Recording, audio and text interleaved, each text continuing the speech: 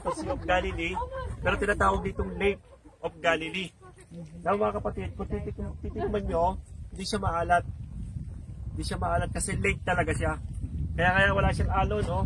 Wala siyang alon. Pero nung time doon, time Jesus Christ, pag nagkakabagyo kasi rito, inaalon talaga to.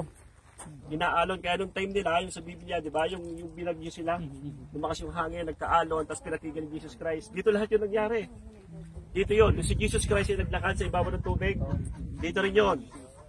Dito rin yung nangyari. Nung si Peter ay nangingisda, dito rin yun. Dito rin yun.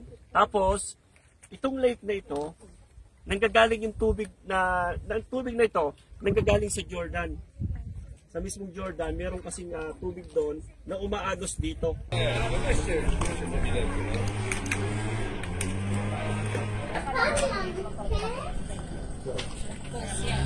Okay, sige po, dito po tayo. Kapatid. Kaya, balikan natin yan.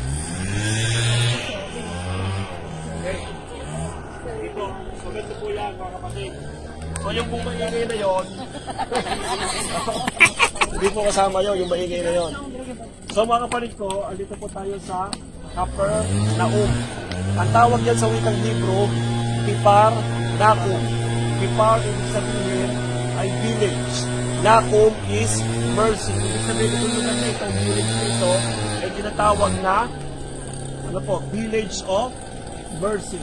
Kasi bakit po, si Jesus Christ, punong-puno ng awa ang ginawa niya rito sa lugar na ito.